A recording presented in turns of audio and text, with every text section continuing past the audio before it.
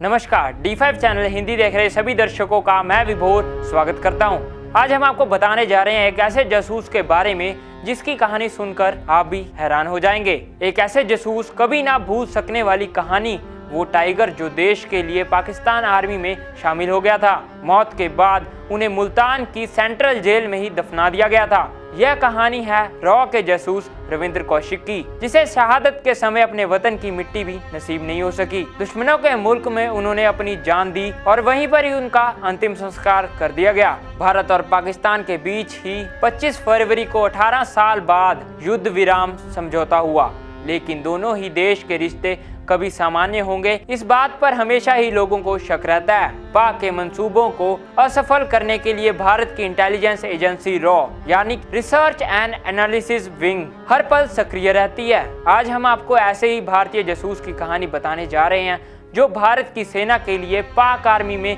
Major बन गए थे। यह भारत का वो जासूस है जो सिर्फ 23 साल की उम्र में पाक गया और फिर कभी वतन नहीं लौट सका। कहा जाता है कि सलमान खान की फिल्म एक था टाइगर की प्रेरणा यही जासूस था, अंडरकवर एजेंट रविंद्र कौशिक। यह कहानी है रॉ के जासूस रविंद्र कौशिक की, जिसे शहादत के समय अपने वतन की मिट्टी भी नसीब नहीं हो सकी। दुश्मन के मुल्क में ही उन्हें अपनी जान दी और वहीं पर उनका अंतिम संस्कार कर दिया गया। रविंद्र कौशिक का नाम साल 2012 में सबकी जुबान पर उस समय आया जब एक था टाइगर रिलीज हुई। एक अंडरकवर एजेंट के तौर पर पाकिस्तान गए रविंद्र कौशिक की कहानी आपके रोंगटे खड़े कर देगी। उनका जन्म राजस्थान के श्री गंगानगर में वर्ष 1952 में हुआ था। रविंद्र कौशिक को थिएटर का काफी शौक था और वह एक टीनेजर थे जब वह रॉ में उनका चयन हो गया। रविंद्र कौशिक ने साल 1975 में ग्रेजुएशन कंप्लीट किया और वह फिर रॉ में शामिल हो गए। रॉ ने दी सभी जानकारी और ट्रेनिंग। रॉ की ओर से उन्हें पाकिस्तान में भारत के लिए अंडरकवर एजेंट की जॉब ऑफर की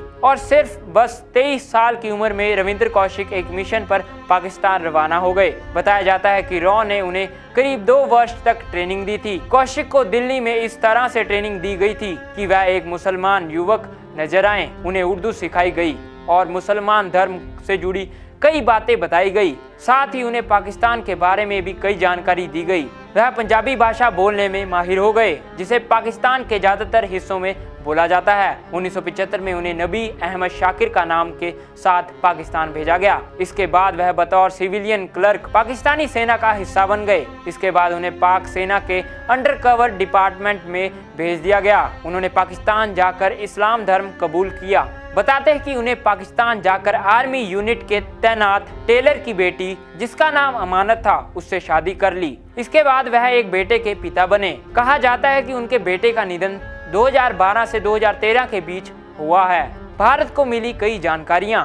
वर्ष 1979 से 1983 के बीच उन्हें कई अहम जानकारियों को भारतीय सेना तक पहुंचाया। उनकी तरफ से भेजे गए इंटेलिजेंस देश के बड़े काम आए। उनकी बहादुरी देखकर उनका नाम टाइगर भी पड़ गया था। उन्हें लोग ब्लैक टाइगर के नाम से भी जानते थे।